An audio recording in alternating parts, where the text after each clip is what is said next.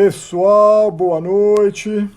Estamos entrando aqui ao vivo, 19 horas, como prometido.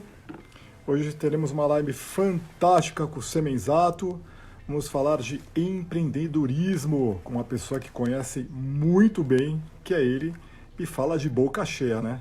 O bom do Semenzato, não precisa nem fazer pergunta, que ele já fala tudo. O cara é fera, entendeu? Ele tá entrando aqui. Deixa eu já. Cadê esse Semenzato? Cadê? Ele pediu.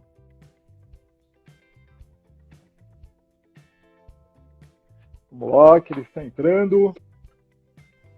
Grande Semenzato! Boa Tudo bem, noite! Alexandre? Deixa Tudo eu certo? mexer na minha câmera aqui também. Eu também deixa eu mexer na minha, que ela tá muito baixa. Pera aí. É isso Vai aí. cortar minha cabeça pela metade. Aqui. Tudo bem? Tudo ótimo, graças a Deus, tranquilo. Família Taleb está em peso te assistindo. Que bacana. Vamos lá, Bruno Pinheiro acabou de entrar, um monte de gente, Eduardo, boa noite, gente, boa noite, Semenzato. Ó, tem um monte de pergunta bacana para te falar, entendeu? Eu só queria que você falasse um pouquinho da tua vida, rapidamente, porque eu tenho, assim, várias perguntas fantásticas para você, Semenzato. Principalmente uma que fala da tua infância. Muito bom. Ô, Alexandre, primeiro, obrigado pelo convite. É sempre um prazer quando a gente se conecta a novos seguidores, né? Sempre, cada um de nós, ao longo da nossa trajetória, nós vamos criando, na verdade, uma tribo, seguidores, pessoas que gostam da nossa trajetória, que gostam da nossa forma objetiva de falar, das nossas verdades, né? Eu acho que falar com os seus web espectadores aí, certamente, para mim é uma alegria e eu espero corresponder, espero deixar uma sementinha que possa realmente germinar e que possa dar bons frutos, né, ao longo do tempo, né? Mas falar rapidamente de mim, a cada dia eu estou ganhando um poder de síntese para poder falar dessa trajetória, né? Mas para quem quiser depois conhecer profundamente, com detalhes, a trajetória do Semenzato, vai poder entrar lá no YouTube, tem o Day One da Endeavor, tem meia hora lá, onde eu conto com muita riqueza de detalhes, tá bom? Por hora aqui, para quem não me conhece, eu sou aquele garoto de periferia, com 8 a 12 anos de idade, morava num barraco, literalmente um barraco, lá na periferia de Lins. Família muito humilde, meu pai era pedreiro, minha mãe dona de casa, então uma vida muito sofrida, né? Meu pai, uma mão de obra muito pesada e etc. Bom, com 12 anos, jamais imaginava que isso iria acontecer, eu me torno o maior vendedor de coxinha que Lins teve na história. E claro que anos depois eu fui entender que eu realmente tinha um dom para empreender e tinha um dom de vender, falar em público, me expressar bem, me comunicar com as pessoas, né? E, enfim, atributos que ao longo do nosso papo aqui a gente vai tentando mostrar que esses atributos fazem muita diferença, né, para você ser um vencedor ou você ser um perdedor. Obviamente ali eu comecei a me moldar, mas quando eu volto para a minha infância, é muito interessante porque eu entrei com 6 anos de idade na primeira série, eu tive o privilégio de ter um ano adiantado na escola, então isso também ajudou muito. Naturalmente isso foi muito relevante, porque com 14 anos eu já estava começando o meu curso técnico em processamento de dados, começando um curso livre de computação nos finais de semana, e com 15 anos eu deixo de ser vendedor de coxinhas e passo a ser, então, um copiador de xerox. Mas, tal qual o grande vendedor de coxinhas, o Taleb, eu me torno um copiador de xerox que queria fazer com que a cópia ficasse melhor que a original. Então, assim, de novo, você começa a ver. Claro, fui descobrir isso também muitos anos depois, né? Não é uma coisa que você faz aquilo e no momento você percebe, não, eu vou fazer essa cópia ficar melhor porque isso vai fazer a diferença. Não. O meu relacionamento com os clientes no balcão dessa copiadora era muito quente, era muito amistoso, caloroso. Então eu conquistava os clientes e eles chegavam no balcão da copiadora e às vezes tinha 5 copiadores disponíveis. E pela ordem não era a minha vez de ser atendido. Não, eu quero que o Semenzato venha me atender. Então, claro, de novo, fui perceber isso muito lá na frente, que eu fazia diferença no meu primeiro emprego, que eu não queria, eu não tinha comportamento de empregado. Era como se eu fosse o dono daquela copiadora. E eu encantava o cliente para que ele voltasse, eu queria deixar o cliente feliz, entendeu? Veja, isso foi construindo e foi moldando, né, um posicionamento, uma forma de agir, uma forma de se comunicar e de se relacionar. Com 17 anos, né, eu termino o curso de técnico em processamento de dados, que me ensinou uma linguagem de programação, e eu me tornei um programador desde os 15, 16 anos. Então eu já fazia sistemas, programas de computadores muito cedo, muito precocemente, desenvolvendo para empresas da cidade, etc. Com 17 anos eu sou convidado pela diretora do colégio para ser um professor segundo grau. Para vocês entenderem, ser um professor segundo grau não é... Semenzato, vem cá, você vai ser professor hoje. Não é isso. Você tem que ter pedagogia, você tem que ter feito uma faculdade de pedagogia. Pô, mas eu estava terminando o colégio técnico, eu tinha uma formação técnica e não uma formação superior. Bom, pedido de autorização para a delegacia de ensino, da delegacia de ensino local para a Secretaria de Estado de Educação, para ter uma autorização especial para o Semenzato poder lecionar. Foi autorizado e eu começo a dar aulas para 5 salas, de segunda a sexta, das 7 às 11. Bom, a faculdade, obviamente, ficou em segundo plano, né? Eu vou ganhar dinheiro, vou aprender dando aulas. Então, naquele momento, eu não tive muita escolha. Fui realmente lecionar e eu confesso que somar o aprendizado desenvolvendo sistemas de um lado, com a arte de educar do outro, né? Com essa experiência vivencial em sala de aula, me propiciou e me capacitou para que, com 23 anos de idade, eu fundasse o meu primeiro empreendimento.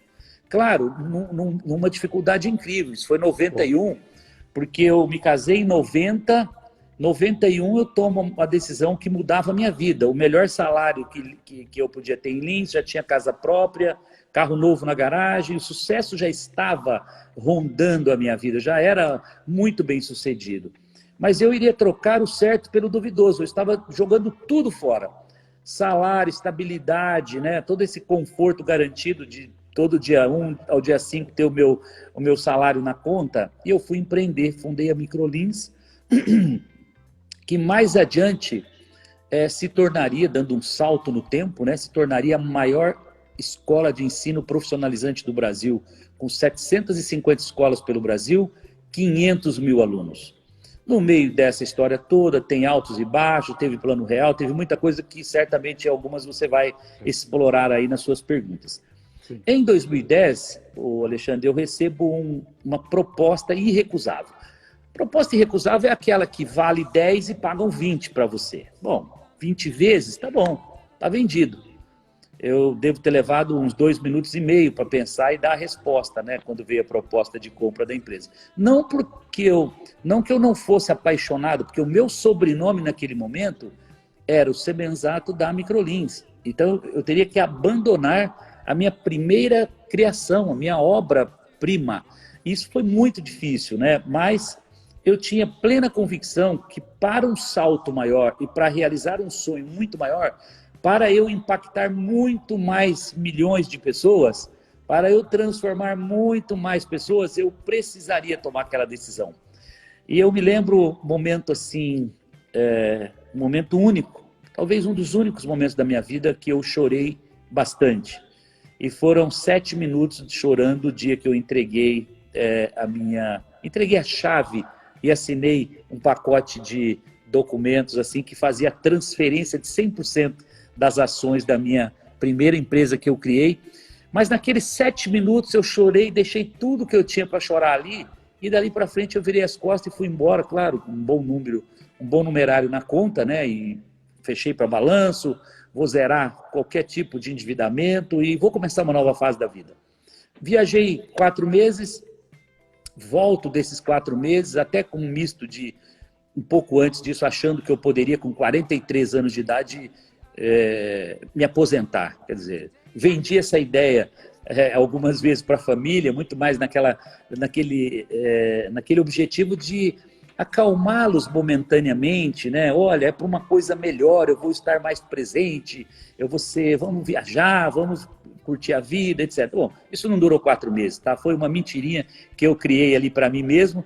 E já em 2000, isso foi 2010, tá? 2011, eu volto com energia total, fundo a SMZTO, que aí passa a ser a maior holding multissetorial, e saltando aos dias de hoje, são 14 empresas investidas, são mais de 2.200 franquias em operação, quase 2 bilhões de faturamento no ano passado, melhor, 2,4 bilhões de faturamento no ano passado de sellout nas franquias, e já projetando 3,5 bi para 2020, que aí vem a Covid, uma história nova que a gente vai falar um pouco também, mas eu só queria fechar essa primeira introdução dizendo que as nossas metas ainda permanecem nos 3,4, 3,5 bi. A gente não mudou o nosso orçamento, tá bom? Então agora eu volto para você e fique à vontade com as suas perguntas aí e vamos tentar passar uma experiência bacana para o pessoal aí.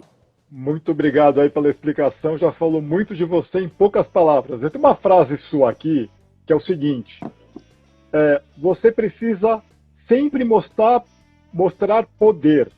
Ninguém faz negócios com coitadinhos. Qual mensagem você pode passar aos empreendedores sobre essa sua frase? Ninguém faz negócios com coitadinhos. Eu acho assim, o espírito que eu tentei passar desde sempre, Alexandre, é que nós precisamos, primeiro, ter uma mente vencedora, né? Eu não vendo absolutamente nada para você que eu não compre primeiro, que eu não esteja apaixonado. Então, quando eu ofereço do meu portfólio 14 empresas, 14 marcas para os investidores, eu estou dizendo para eles o seguinte, ó, eu comprei essas 14 marcas, eu me apaixonei por elas, eu namorei durante 6 meses algumas delas, outras 1 ano, e algumas eu levei 2 anos para conseguir convencer o sócio fundador a me vender uma participação naquele negócio.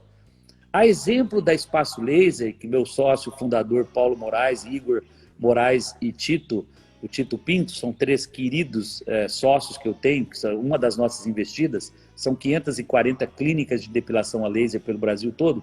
Esse projeto é um sucesso, onde eu tenho a Xuxa como sócia também, trouxe ela comigo para esse projeto. E foi muito interessante porque nós namoramos uns 3, 4 anos para chegar ao momento de falar, eu topo entrar e a gente agora vai revolucionar esse projeto. Então, por isso que eu digo que ninguém compra absolutamente nada de ninguém que não tenha sucesso. Quando eu falo de sucesso, o sucesso é expressado, Alexandre, de diversas formas, né? Eu posso ser um professor de sucesso renomado, eu posso ser um médico renomado que tem um histórico de cirurgias muito bem sucedidas, eu posso ser um cirurgião dentista muito renomado, que transformei dezenas, centenas de sorrisos, né? E eu posso ser um empresário muito bem sucedido, com uma reputação de muito sucesso.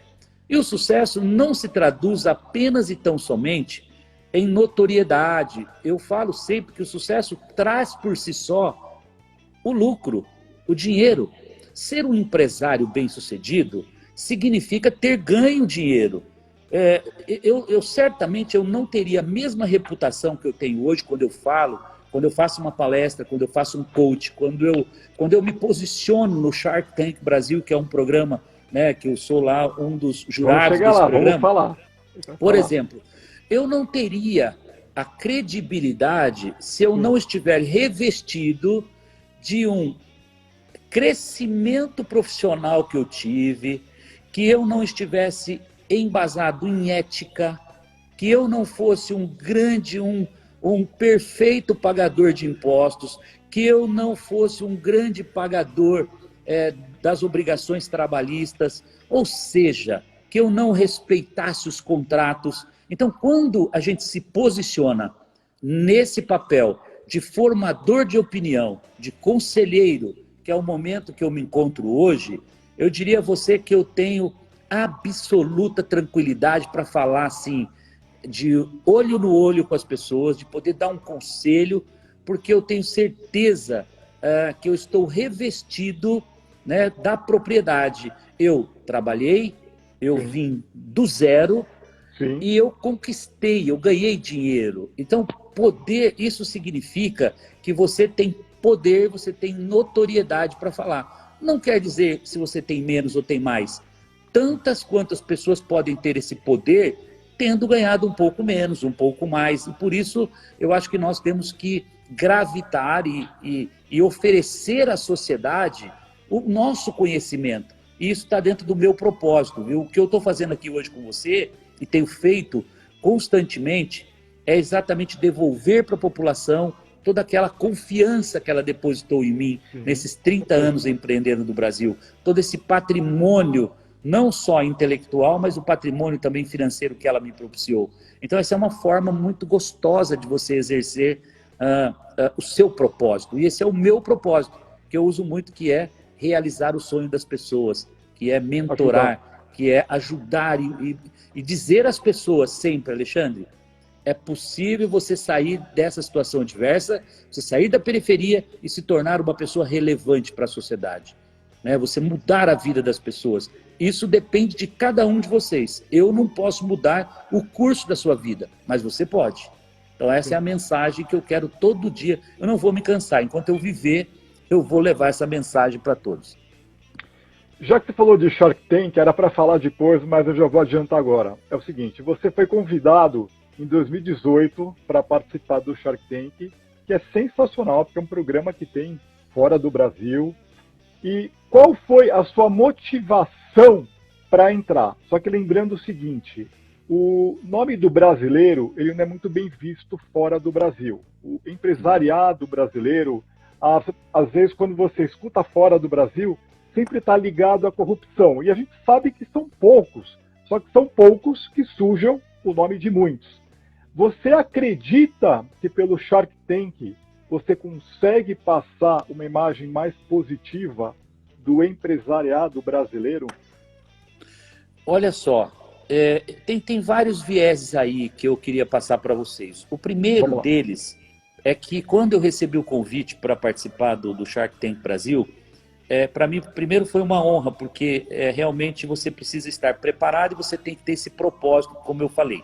Então, sim, quando eu estou lá, eu estou mentorando, eu estou educando através de uma universidade corporativa de treinamento para as pessoas, a como tomar decisão, a como avaliar um negócio, como ter um sócio desejado, né? Colocando que as pessoas estão sempre em primeiro lugar, que você não vence sozinho, você precisa ter um time para vencer. Então, todos esses atributos, né, remetem então a uma decisão pessoal minha. Através do Shark Tank eu vou poder cumprir com o meu propósito. Esse é o primeiro ponto, né? O segundo ponto, claro que existe uma visibilidade muito grande. O Shark Tank propiciou o Sebenzato, depois de 25 anos de preparação, poder mostrar para o mercado que ele está pronto, para oferecer oportunidades para as pessoas, que ele está pronto para fazer um coach, para fazer uma palestra, para fazer uma mentoria. E até então, todo esse talento que está pronto, que está derramando de preparo, ele estava adormecido, porque ele não se tornava público, ele não havia um espaço para eu poder mostrar esses talentos. Então, por isso que eu acho que esse é o ponto que ganha a sociedade, no momento que ela ganha um executivo preparado durante 25 anos, formado pela escola da vida, que viveu tudo aquilo que esse jovem da periferia, né, viveu, sofreu e vive hoje, que ele sabe a dificuldade que é sair daquela situação e ser reconhecido pelo mercado. Então, hoje eu sou a prova viva, né, que está participando de um canal que leva essa mensagem para as pessoas, e esse é o meu grande propósito. Eu acho que, agora, quando a gente fala da visão do Brasil lá fora, eu concordo com você, eu acho que isso é muito culpa nossa mesma, né? Eu acho que nós, brasileiros, precisamos mudar essa questão. Eu sou um dos grandes defensores disso. Eu acho que a gente tem que mudar um pouco, e nós temos que investir mais em educação, Alexandre. Para mim, nós só vamos ter uma visão melhor de povo, de gente, de empresário ético, né, como eu sou e como muitos empresários o são aqui no Brasil, que pagam impostos, que Sim. cumprem com as leis. Quando nós formos... Eu sou sócio eu sou sócio em 2 empresas de fundos americanos. Então, ninguém melhor do que eu para saber o nível de exigência. Para você se tornar o sócio de um fundo desse, Alexandre, para quem não conhece, você passa por uma devassa na sua vida que vai desde a sua família, a sua vida pessoal, processos, compliance, tudo. Se você paga imposto, como que você age, se você é ético com as pessoas. Então tem uma série de atributos que são checados na sua vida para você se tornar um sócio de um fundo desse europeu e americano. Então, para mim, eu sou chancelado, vamos falar, pelo mercado mundial já, porque eu fui aprovado como sócio já pela 2ª vez. Claro, serei muito mais vezes, porque a gente tem um portfólio enorme de empresas e muitas delas vão receber mais investimentos de investidores internacionais, com certeza, nos próximos anos, né? Então, para finalizar, responsabilidade nossa, povo brasileiro, nós temos que educar os nossos filhos, nós temos que propiciar uma nova geração para ela mudar culturalmente, para que a nossa imagem lá fora melhore. E nós passemos a ser reconhecidos como... E de verdade, o Brasil tem muito talento, tem muita gente criativa. Isso aqui é um celeiro de oportunidades. Às vezes me convidam para internacionalizar algumas marcas, Alexandre. Eu falo, gente, calma, deixa eu explorar tudo que tem para ser explorado aqui no Brasil.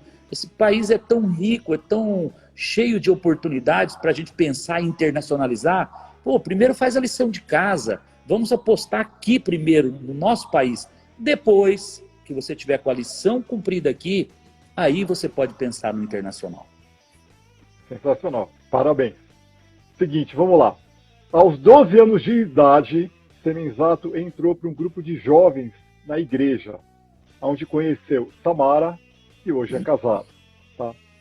Você veio de uma família muito humilde e a sua esposa veio de uma família de comerciantes. Tá? Qual foi a virada do jogo para conquistar essa mulher encantada? Aqui, a grande diferença realmente foi o berço, foi a educação, viu? Embora morando numa comunidade lá na cidade de Lins, e a minha esposa, à época, né, a minha propensa futura esposa, morando no centro da cidade, numa casa muito, podemos dizer já como uma pessoa rica, vamos dizer, com propriedades, com bens, né, e eu morando lá na periferia. Ela ia para a igreja de carro com motorista, eu ia para a igreja de bicicleta. Então havia assim uma diferença muito grande social entre nós. Mas o que nos nivelava e o que nos fazia exatamente iguais era a questão da religião. O fato de nós estarmos na escola dominical desde criança, depois no grupo de jovens, né? E desde aquela época eu tocava violão na igreja, tocava contrabaixo, cantava. Então eu sempre fui em tudo que eu fazia isso. Quando sobrava um tempinho no domingo, a gente ia para a igreja para fazer essas apresentações, e viajávamos fazendo apresentações com um grupo de jovens. Então essa fase da minha vida, eu queria dizer que foi um grande diferencial para me tornar quem eu sou hoje. Eu falo assim com muita satisfação que a formação religiosa é um complemento na sociedade, né? E não quero dizer aqui se você tem que ser evangélico, se você tem que ser católico, se você tem que ser... Não importa a religião, mas quando você tem o seu lado espiritual preenchido e resolvido, você certamente endereça melhor as outras coisas na sua vida. Então eu acho que a base religiosa, para mim, foi o grande alicerce que me propiciou ter a esposa que eu tenho, educar os filhos que eu tenho, conquistar a família que eu tenho e estar estendendo agora para as famílias que os meus filhos estão conquistando. Então eu acho que isso permeia toda uma geração. Eu não tenho dúvidas que o meu legado será estendido, Alexandre, para as gerações dos meus filhos, né? Isso vai passar para os meus netos, e eu espero que meu filho e minha filha levem esse legado, né, que é essa coisa de ser verdadeiro, de não enganar o próximo, de não roubar, de não denegrir, de não pisar na cabeça das pessoas para crescer, você ser honesto, ganhar o seu dinheiro de forma honesta. Eu acho que essa é a grande o aprendizado que eu tive na minha infância e que eu levo para a vida, e posso garantir, fez a diferença e talvez eu não fosse quem... Porque nos momentos mais difíceis, nos momentos de grande dificuldade, você olhar para cima e falar, meu Deus, me ajuda, qual é o caminho? Então, putz, sempre vinha uma luz, cara, vinha um caminho, uma saída, e eu acho que isso chama-se fé. Eu acho que todos nós precisamos ter uma fé, nós precisamos acreditar em alguma coisa, né? E isso faz a diferença nos momentos que você precisa se apegar em algo. Te falar algo. Todo dia, eu, minha esposa, minhas filhas, a gente ajoelha no chão e oramos juntos. Olha que legal. Pedindo proteção a Deus, pedindo uma luz. A gente faz um salmo todos os dias. Lógico que às vezes eu estou viajando, eu não consigo. Mas sempre quando possível, a gente faz isso em família. Eu acho importante para elas, para nós, como educação, como fé e como tudo. Então, o que você falou... Tá traz o equilíbrio, Alexandre. Traz o total equilíbrio. Te coloca no centro. E as crianças, sim, as crianças já veem isso desde cedo, é muito importante. Temos agora uma pergunta de quarentena, tá? O varejo está sofrendo demais agora nessa quarentena mesmo, que está acabando. A pandemia ainda lá continua e a gente espera que essa quarentena acabe, tá? Como você está trabalhando com seus franqueados exatamente quase 90 dias pós uma quarentena? Como é que você fala com eles? E o que você fala um pouco também para o Brasil sobre o varejo? O que está acontecendo com ele hoje? Porque a gente sabe que para você abrir uma loja, você construir uma empresa, não é do dia para a noite. São anos para você colocar um alicerce e outro. Aí de uma hora para outra vem uma pandemia, uma quarentena que te quebra as pernas. Quando tipo assim, vai demorar o quê? 10, 20 anos é para voltar ao normal? Então fala um pouco da sua empresa, dos seus franqueados e do âmbito geral, por favor. Tá. Eu vou dar um passeio por setores, que isso vai ajudar muito, né, os nossos web espectadores aí, para eles poderem se posicionar. O setor de alimentação, ele foi um dos setores que mais sofreram e que mais estão sofrendo. Qual a diferença principal, né? O setor do pequeno varejo e o restaurante, por exemplo, ele tem cartão de crédito para receber no máximo 30 dias. Ninguém vai num jantar e fala, você parcela em 6 vezes para mim o jantar? Não é normal. Verdade. Então você paga o jantar, pode ser R$20, pode ser 50, pode ser o que for, você passa o cartão e pronto, é uma vez só. Então é 30 dias para esse comerciante receber o dinheiro que ele te vendeu, o faturamento dele. Por óbvio, depois de 30 dias, quando chegou 30 de abril, cadê a receita dos restaurantes? Não tem mais. Então tá bom. Bom, agora eu dependo de renegociar o aluguel do imóvel, eu dependo de usar aqueles benefícios da folha de pagamento, que pode ser 25%, 50% ou 75% da ajuda que o governo ofereceu para as empresas, tá? Depois eu tenho, como terceira alternativa, eu tenho que buscar, eu considero que eu estou fechado, eu não tenho faturamento, né? Eu tenho que renegociar com fornecedores se eu tenho alguma dívida, tá? E por último, se tudo isso já foi feito e ainda está faltando algum dinheiro, eu tenho que recorrer ao meu parceiro, que é o meu banco. E vou ter que pedir a ele, olha, eu preciso de 100 mil, 200 mil, para passar os próximos 3 meses, que é o tempo que eu imagino que eu vou estar fechado.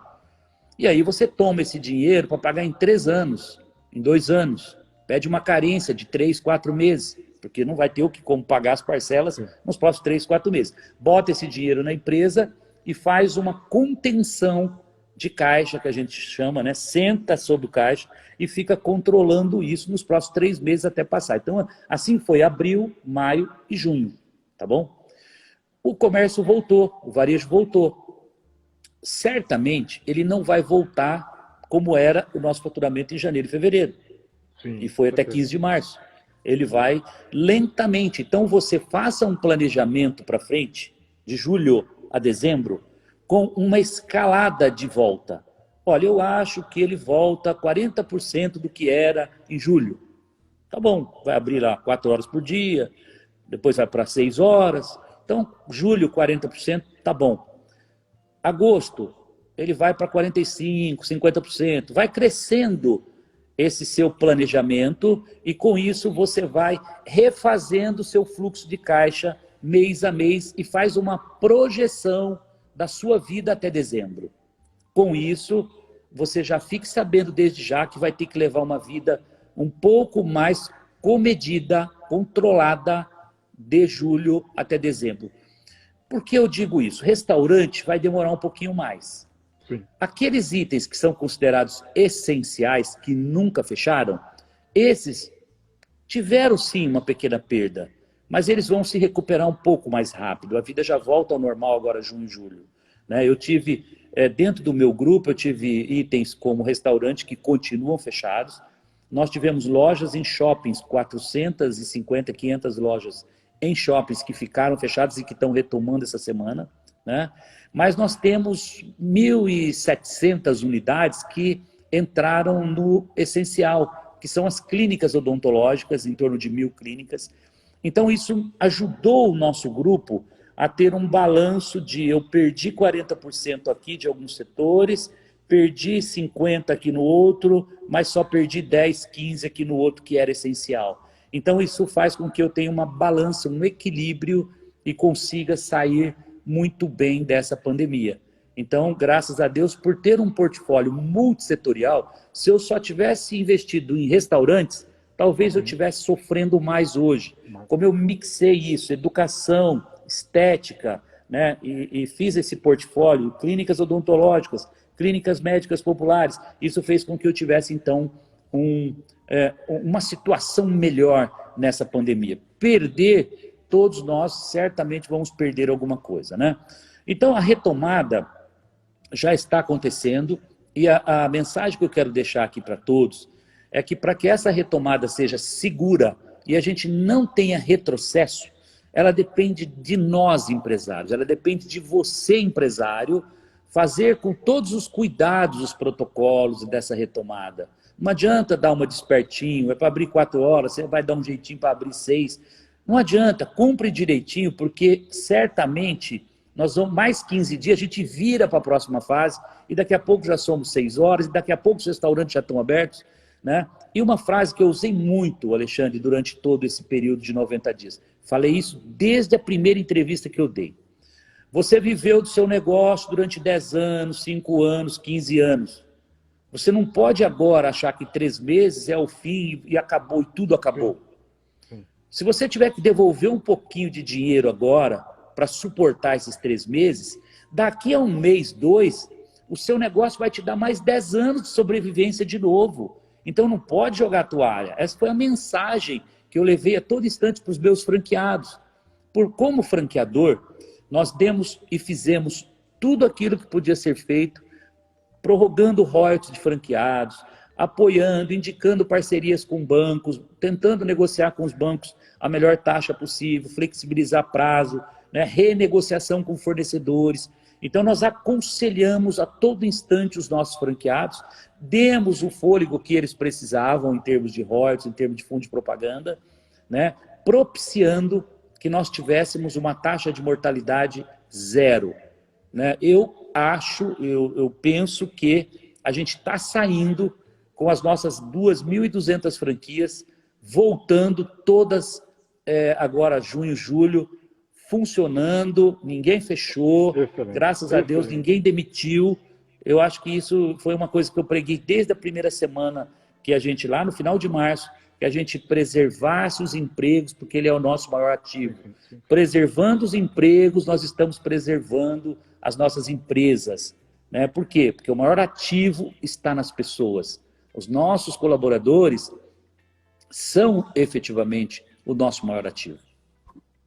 Já que você falou, Gi, volta, já estamos acabando. Vamos falar agora um pouco sobre consumo, desejo e hábitos de consumo. Você acredita que vai voltar normalmente o desejo de consumo, o hábito de consumo? Pois é assim, eu sou um consumista, né? Eu sou um grande vendedor e, como sou um grande vendedor, eu sou um grande comprador, por óbvio, né? Então, quando eu olho para mim, para eu responder isso, eu tenho que olhar comportamento das pessoas, né? Dentro de casa, nas empresas, na família, no mercado. A gente lê bastante também sobre o mundo, né? Como é que ele está se comportando. Efetivamente, essa quarentena mostrou algumas coisas para a gente, né? eu não vou falar aqui especificamente de algo, mas, por exemplo, eu passei aqui essa quarentena com, hipoteticamente, aqui duas camisetas, 2 shorts de fazer caminhada e 2 tênis, por 3 meses usando, revezando aqui, eu, né, lavava, volta, eu não usei nenhum terno, eu não usei nenhum costume, né, nenhum blazer, eu não usei nenhuma calça social, os meus sapatos eu não usei nenhum. Então, assim, esses 3 meses trouxe alguma visão para a gente que é mais ou menos assim, cara, dá para viver com menos, dá para consumir menos supérfluo, dá para... E outra coisa, outra economia que nós fizemos, ninguém viajou, né? Certamente, não precisa ser internacional, não, mas todos nós aqui que estamos batendo esse papo agora, poderíamos ter feito inúmeras viagens, ir para o Nordeste, ir para o Sul, visitar uma vinícola, né? E nós teríamos gasto com isso. A gente não gastou. Então, assim, eu tenho um monte de amigos só estão dizendo, gente, está maravilhoso isso. A gente não podia ficar mais uns 3 meses em quarentena, que nós íamos economizar muito. Pô, isso tá ensinando a gente um novo jeito de viver e tal. Mas não é verdade. Nós todos somos movidos por uma emoção maior. Então, nós trabalhamos para conquistar as coisas, levar um melhor conforto para a família, uma educação melhor para os filhos, comprar uma casa mais confortável, comprar uma casa de lazer para o final de semana, eu quero comprar um apartamento na praia. Então, isso são os sonhos que nos movem. Então, o que eu acredito, tá? Que não haverá nenhuma mudança comportamental do ponto de vista de consumo, nem de experiência. Eu acho que daqui a 3 meses ninguém vai lembrar que existiu o Covid-19 e nós vamos voltar a viver exatamente as mesmas emoções que a gente vivia, sabia? Eu acho que para mudar um comportamento desse, nós precisaríamos de uma quarentena de 3 anos, 4 anos, que mudasse a nossa cultura. Não dá para mudar a cultura em 3 meses. Então eu acredito que ninguém fique preocupado aí, que ninguém vai parar de consumir roupa, ninguém vai parar de comprar carro, ninguém vai... Os mesmos sonhos dos brasileiros, nós vamos voltar a sonhar tudo de novo. Pior cenário, em janeiro nós estamos sonhando tudo de novo, né? Então eu acho que é ter um pouquinho de paciência só. Quem vende hoje itens de luxo, claro, está preocupado, né? Quem vende carro de 500 mil, de 1 milhão, fala, meu Deus, e agora? Ninguém vai comprar. Vai, daqui a pouco a economia volta a circular, a gente volta a faturar, volta a ganhar dinheiro de novo, e a prosperidade volta, e já já nós estamos consumindo e nem percebemos, né? E estamos na rotina da vida normal. Sensacional. Não sei se você ficou sabendo, mas o consumo de bebida alcoólica não é gel na mão, não. Bebida alcoólica Sim. Subiu 800% a venda na quarentena. É Pois muita é. coisa. Eu vou falar um exemplo de casa, né? A gente aqui, a gente degusta muito vinho, né? Foi um hobby que eu adquiri há Sim, sim. uns 15 anos. Eu comecei a degustar vinho, construí uma adega muito bacana e tal. E eu estou distante dessa minha adega já há 3 meses, né? Então, a única coisa que eu fiz nesse período de quarentena aqui foi fazer reposição. A gente comendo muito bem e repondo os vinhos. Então, eu acho que isso tem uma lógica, sabia? Eu acho que o consumo de álcool, sim. Não que as pessoas exageraram, Não, não, mas não. se eu estava numa O prazer rotina mesmo. de trabalho Sim. e eu tomava um vinho, por exemplo, sexta-feira à noite, sábado à noite. Nessa quarentena, a gente já começa na quinta-feira. Então, quinta à noite já abrimos um vinho, sexta-feira aproveitamos. Tem um outro efeito aí também, Alexandre, que as pessoas, como estavam em casa, aquelas 3 horas que elas ficavam perdendo no trânsito, elas começaram a usar para ir para a cozinha. Então, como elas passaram a interagir mais com a culinária, então a harmonização, seja uma cerveja, seja um vinho, seja qual a bebida que é de preferência, ele acabou usando mais e harmonizando mais. E o fato de não estar dirigindo, não ter reuniões fora, também te propicia tomar uma taça de vinho, por exemplo, no almoço, que não vai mudar absolutamente nada a sua reunião das 14h30. Então, eu acho que todos esses... E outra coisa, não dá para deixar de dizer que a gente também, muita gente, a ansiedade aumentou nesse período. Quem não foi? Eu fiquei aqui no interior de São Paulo, né, numa casa de campo aqui, eu fui fazer caminhada todo dia. Eu vou te dar um indicador. Eu tinha um colesterol HDL que nunca passou de 30, que é o colesterol bom. Sim. Meu colesterol bom foi para 62, porque todo dia virou uma obsessão. Todo dia acordava, botava o tênis, caminhada, 1 hora e meia, todo dia. Melhorou a minha saúde. Olha que engraçado. Então, algumas pessoas que ficaram trancadas num apartamento, por exemplo, que ela não tinha o espaço, né, que eu tive o privilégio de poder ter aqui durante essa quarentena, a ansiedade dela sobe. Então, aí o álcool funciona, uma taça de vinho ou uma bebida que ela gosta, faz o quê? Um relaxamento, desde que não seja com excesso, né? Sim, sim. Uma taça, né? Isso aqui, ó. Isso faz bem, até isso os médicos recomendam, né? Uma taça de vinho Cálice. todo Isso, dia, isso. uma taça, né? Não uma taça daquelas grandes, uma taça pequena. O cálice mesmo, isso. Faz Isso muito mesmo. bem, chamam até de um bom detergente, né? Que realmente limpa o nosso sangue, purifica realmente e nos deixa com mais saúde, né? Tá. Tenho duas perguntas aqui. Uma sobre 2010, quando você fundou a sua holding Semenzato, tá? Até, eu quero falar uma coisa de 2021 e 2022. Para mim, tem que ter Banco Semenzato. É interessante. É assim, você sabe que nunca Mas é, passou. então isso aí. Mas eu já vou. Não, fala isso primeiro, eu já vou falar de 2010. Fala. Vamos lá. Tá, então, pensando no futuro, nunca passou pela minha cabeça, realmente. Eu tenho. Eu acho que isso. Como é que eu poderia explicar? Eu acho que eu vivi algumas experiências, sabe, no interior de alguns empresários que se tornaram multisseriais, assim como eu, que começaram a ter muito sucesso, ganhar muito dinheiro e enveredaram por um setor que eu acredito que ele é muito peculiar. Ele tem um expertise que não me compete, sabia? Eu acho que essa arte, ser banqueiro é uma arte de tomar riscos, principalmente para os pequenos. Eu não faria isso não, sinceramente não está nos meus planos. Agora, nós vamos sim, é o projeto do meu filho, do Bruno, já criamos o nosso primeiro FIP, né? Que aí é um fundo de investimento privado, onde a gente tem 50% de capital nosso e 50% de capital já de terceiros. Esse fundo foi criado agora em janeiro e em fevereiro nós já fizemos o primeiro investimento e temos mais 1 ou 2 investimentos para fazer ainda esse ano, já com várias empresas em análise para serem investidas por nós. Então isso sim. E aí o sonho do Bruno, na continuidade desse legado, é fazer o FIP SMZTO, fazer o nosso fundo de investimento se tornar um fundo bilionário, um fundo que possa realmente competir nos próximos 5, 10 anos de igual para igual com os grandes fundos. E acredito muito com o viés de franquia, que é onde a gente domina, a gente entende muito, né? É um business de 30 anos de experiência, realmente a gente quer fazer a diferença nisso. Mas banco não, né? Sinceramente nunca tive vontade de montar, não faz parte do meu... pode até surgir, essa é uma oportunidade que a gente nunca imagina, né? Pode surgir, mas só se fosse para fomentar o empreendedorismo puro. Ticket máximo, 10 mil reais, 15 mil reais, emprestar dinheiro para formar os grandes empreendedores na periferia do Brasil, dar a oportunidade deles empreenderem com juros subsidiados, sabe?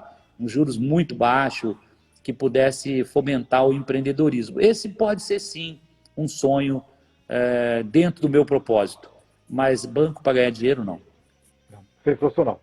Vamos agora voltar para 2010, quando você fundou a sua holding Semenzato. Qual foi, naquela época, o seu primeiro olhar para fundar essa holding? Qual foi as empresas que você estava de olho? E por quê? Você fala, não, eu estava atrás de cosméticos, porque isso é algo que eu acho que vende muito. Eu quero o seu olhar daquela época, por favor. Tem uma coisa bem interessante aí, Alexandre, que é o seguinte: quando eu vendo a Microlins em 2010 e eu começo a olhar para o mercado, eu fui capa de uma revista, né, bem importante no nível de pequenas empresas, pequenas e médias empresas no Brasil, e a capa dizia assim: ele tem X milhões para investir na sua empresa. Não lembro se era 100 milhões, 50 milhões, que era o título que estava lá.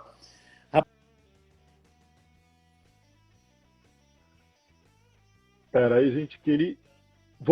Alguém me Não, ligou aqui. voltou. Sem Isso problema. gerou umas 300 procuras do mercado pelo capital do Semenzato. E, Sim. naturalmente, a partir desse momento, então, eu começo a olhar. Só que eu vinha de uma formação que era muito mais barato montar um negócio do zero, ou seja, comprar uma ideia. Porque a Microlins custou R$ 1 para eu fazer. Eu não tinha nada, me endividei, fiz e deu certo. Alavanquei, fiz e deu certo. O Instituto Embeleze eu criei depois, com o sucesso da Microlins eu fiz a Embeleze naturalmente, também não me custou nada. Fiz do couro à correia. Quando eu vendi a Microlins eu falei, olha, eu vou usar a mesma receita, né? Acho que eu vou deixar o dinheiro separado aqui e vou ficar investindo em ideias. Só que é muito mais caro você tirar uma ideia do zero para ela dar certo e você escalar. Então, até 2012, 13, eu ainda estava comprando ou entrando em negócio que tinha uma, que tinha duas, ou que era só uma ideia. Né? E isso dá margem para você errar de pelo menos 50%. Né? Você precisa ter um feeling muito apurado para você acertar numa ideia. E aí eu fui foi quando eu fui, meu filho, em 2014, começa a terminar a faculdade nos Estados Unidos, 2015, e aí a gente introduz um novo modelo dentro da SMZTO e começamos a comprar participações. Aí veio essa nova safra da Espaço Laser, veio a Oralsim, que a gente comprou recentemente, o Oakberry, já são o Joy Juice, o Guaco, já são uma geração, né? E agora, por último, o Instituto Gourmet, que são as escolas de culinárias. Então, essa última safra de negócios que a gente comprou, são as safras de negócios que a gente já entra com negócios de sucesso, que já tem 30, 40 franquias em operação, já está consagrado, nós colocamos aceleração nesses negócios. Colocamos o nosso expertise e aceleramos esse negócio. E é por onde eu tenho gravitado agora. Então, por isso, a SMZTO está se tornando a maior aceleradora de franquias, né, do Brasil, e espero conquistar esse espaço e torná-la muito grande, com relevância mundial. Com certeza vai. Com certeza vai. Agora uma pergunta particular. Eu que sou um fã de coxinha. O que é o sucesso da coxinha? É a massa? Aquela crocância ou é o frango de dentro? Isso aí eu tô te Olha, faz muito tempo que eu quero te perguntar isso. Ô Alexandre, acho que você errou nos 3 aí quesitos, viu?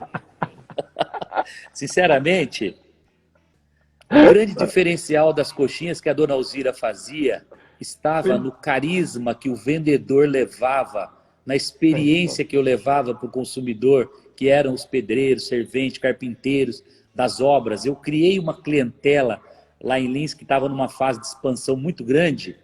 Então eu acho que tinha muita qualidade sim, tinha crocância, tinha sabor, tinha tudo isso que você falou. Era uma coxinha muito especial. Que eram horas que a minha mãe levava para fazer isso, num tacho grande, né? E eram várias viagens por dia que eu fazia. Mas eu confesso a você que hoje, e muitos anos depois, eu pude perceber que o meu carisma, ao me relacionar com esses clientes da época, foi realmente um ingrediente do diferencial da coxinha da dona Alzira. E eu acho que as pessoas em casa façam o que vocês estiverem fazendo, com diferenciais, com amor. Lembre da cópia Xerox. Então, o mesmo carinho e a mesma energia que eu despejava. E eu falo o seguinte, Alexandre, a diferença está no seguinte: faça como se fosse o último minuto da sua vida o que você estiver fazendo. Quando eu pegava aquela monareta e enchia ela de coxinha e saía para vender, aquilo era a coisa mais importante da minha vida. Não havia espaço para outra coisa. Quando eu ia tirar aquela cópia, eu me concentrava. Tinham 10 máquinas. Qual é a máquina que mais se apropria a essa cópia? Fundo fraco, fundo forte. Eles chegavam com uma cópia com fundo preto, eu fazia sair uma cópia com fundo branquinho. Porque eu ia escolher a máquina copiadora que era adequada para eliminar aquele ruído de fundo. Sim. Entendeu? Então, e depois, o melhor professor na sala de aula. Quando eu entrava na sala de aula, não existia meio externo. O que eu estou fazendo agora com você, Alexandre, não tem uma coisa mais importante nesse momento. Eu estou entregue totalmente. Eu estou fazendo com que o Semenzato vá buscar no histórico, no retrovisor, na escola da vida, o que ele tem de melhor para oferecer nesse papo que nós estamos fazendo com as pessoas. Para aquelas pessoas que estão dedicando seu tempo a aprender algo, a ouvir, a se relacionar conosco. Então a mensagem que fica, cara, faça o que você estiver fazendo, mas faça como se fosse o último momento da sua vida, como se fosse a última palestra, a última live, a última cópia, a última coxinha, a última cirurgia, a última... Não importa, você tem que fazer, cara, com muita energia, com muita verdade, com muita vibração, porque é isso que faz a diferença. É isso que encanta o interlocutor. É isso que faz com que a outra pessoa se apaixone, não só por você, mas pela marca que você representa. Olha como isso faz a diferença. Muita Então, diferença. sucesso e fracasso são coisas muito simples. Quer fracasso? Não faça nada disso que eu falei aqui. Você vai ser um profissional fracassado, um médico fracassado, empresário fracassado. Você nunca vai ter sucesso na vida. Quer ter sucesso? Use esses ingredientes, esses atributos que a gente falou aqui. Daria uma lista de 100, 150 atributos aqui, que você tem que usar para ser um vencedor na sua vida. Não tem caminho diferente. Sensacional. E vou te falar até uma coisinha a mais. Tipo assim, na hora que eu vou lavar uma louça, eu não gosto de lavar louça, tá? Às vezes eu vejo lá um prato, alguma coisa, eu lavo em casa. Na hora que eu tô lavando, eu lavo com carinho e eu lavo para Deus. Porque eu acho que tudo que você for fazer, você tem que pensar em Deus também. Você não está fazendo por obrigação. Você não está agradando ninguém. Você tem que agradar primeiramente a Deus. Então, Sim. se é para limpar uma casa, se é para vender uma coxinha, não sei o que, é o que você falou, com muito amor, com muita educação. Até porque isso te traz prazer, né? Te traz prazer. É E isso. como se estivesse fazendo para Deus. Porque se você estiver agradando a Deus, você está agradando a todo mundo, entendeu? E tem uma coisa muito importante que você falou outro dia sobre você nunca foi funcionário. Quando você trabalhava para os outros, você pensava como dono, que você queria fazer daquele seu trabalho o melhor também. Fala até um pouco sobre isso, porque essa frase me impactou. Você nunca se sentiu funcionário. Nunca. Eu acho que essa é a primeira desconstrução que o ser humano precisa fazer.